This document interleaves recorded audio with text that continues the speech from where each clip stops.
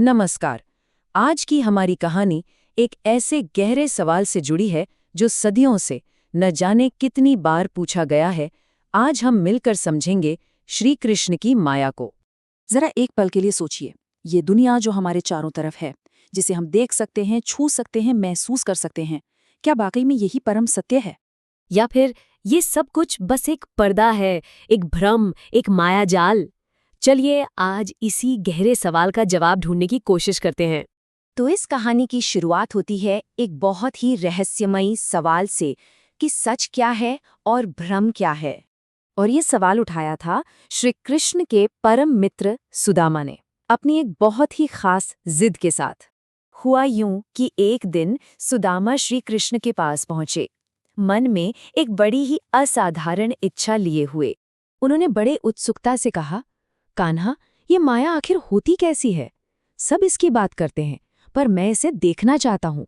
मैं आपकी माया के दर्शन करना चाहता हूँ। देखिए, यह सिर्फ एक सवाल नहीं था, ये गहरी जिज्ञासा थी, सच को जानने की एक तड़प थी। अच्छा, श्री कृष्ण तो पहले बस मुस्कुरा दिए, बात को टालने की कोशिश भी की, पर सुदामा भी कहाँ मानने वाले थे। उनकी जिद के आगे आखिरकार कृष्ण को झुकना ही पड़ा। उन्होंने वादा किया, ठीक है सुदामा, सही वक्त आने दो, तुम्हें जरूर दिखाऊंगा। और फिर वो सही वक्त आया। एक ऐसी घटना घटी जहां सिर्फ एक डुबकी में सुदामा ने एक पूरा का पूरा जीवन जी लिया। कुछ दिनों बाद श्री कृष्ण सुदामा को अपने साथ गोमती नदी में स्नान के लिए ले गए। श्री कृष्ण तो नहाकर बाहर आ गए, पर सुदामा ने सोचा, चलो एक डुबकी और लगा लेता हूं।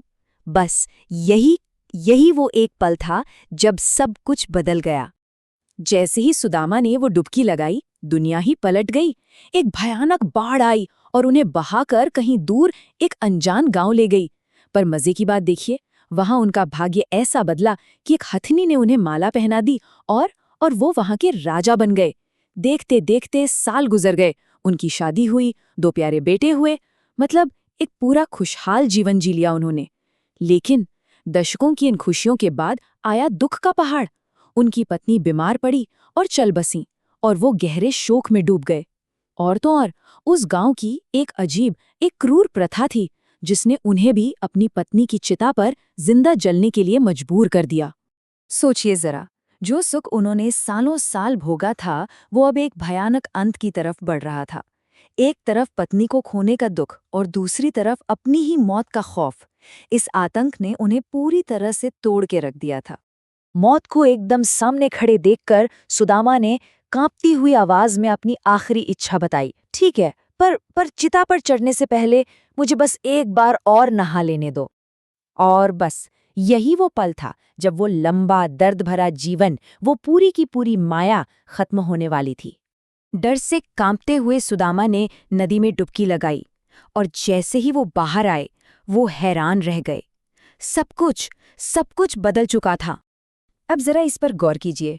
एक तरफ था माया का संसार, राजपाट, शाही परिवार, दर्शकों का जीवन, गहरा दुख और मौत का खौफ, और दूसरी तरफ था सत्य, नदी का वही पुराना किनारा, सामने मुस्कुराते हुए खड़े श्री कृष्ण, बीता हुआ सिर्फ एक पल का समय और मन में एक अजीब सी शांति। सुदामा तो पूरी तरह से चकरा गए थे। वो भागकर रोते हुए कृष्ण के पास गए और पूछा, कृष्ण, ये क्या था जो मैंने अभी अभी जिया? क्या वो सच था, या ये जो मैं अभी देख रहा हूं ये सच है? और सुदामा के इसी सवाल के जवाब में श्री कृष्ण ने माया का असली मतलब समझाया। तो आखिर सच है क्या? श्री कृष्ण ने प्यार से समझाया, सुदामा, जो तुमने देखा वो सच नहीं था, वो एक भ्रम था, एक सपने जैसा। वो मेरी माया थी, और जो तुम अभी इस पल में देख रहे हो वही सत्य है। मैं ही सत्य हूं। तो फिर ये माया है क्या चीज? कृष्ण ने आगे बताया, माया अज्ञान है, खुद को ही भूल जाना है। इसका मतलब क्या हुआ? मतलब ये कि जब कोई इंसान अपने असली स्वरूप को, इस बात को कि वो परमात्मा का ही एक अंश है, भूल जाता है और इस दुनिया के सुख दुख, रिश्ते नाते, हार जीत, इन सबको ही अपनी असली सच्चाई मान बैठता है, बस वही माया है। सुदामा का वो पूरा जीवन, वो राजपाट, वो दुख, सब मन का खेल था, सिर्फ इसलिए क्योंकि वो ये भूल गए थे कि वो असल में कौन है। तो फिर इससे बचने का रास्ता क्या है? श्री कृष्ण ने कहा, जो मुझे हर जगह देखता है, हर चीज में मेरा ही स्वरूप देखता है, उसे माया कभी छू भी नहीं सकती। क्योंकि जब हर कण में ईश्वर दिखने लगता है तो इंसान इस सांसारिक मोह माया से अपने आप ऊपर उठ जाता है। वो सुख दुख में एक जैसा रहता है। यही चेतना माया से मुक्ति का असली रास्ता है। तो ये कहानी हमें एक बहुत गहरे सवाल पर लाकर छोड़ देती है कि हमारे अपने जीवन में वो कौन सी चीजें हैं जिन्हें हम सच मानकर जी रहे हैं, जबकि शायद वो भी एक भ्रम ही हो। सोचने वाली बात है ना?